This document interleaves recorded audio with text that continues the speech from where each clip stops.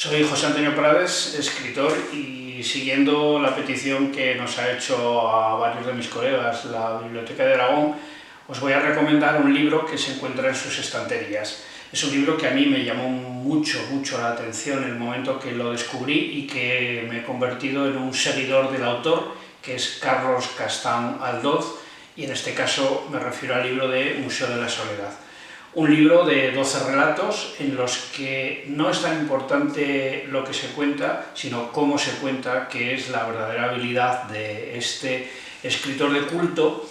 de origen aragonés, nacido en Barcelona y que ahora reside en Madrid, pero que ha vivido durante muchos años y tiene muchas raíces y contactos aragoneses en Huesca y en Zaragoza.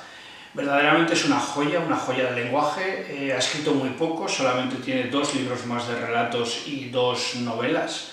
pero este creo que es el que destaca sobremanera, así que espero que lo podáis conseguir y disfrutar.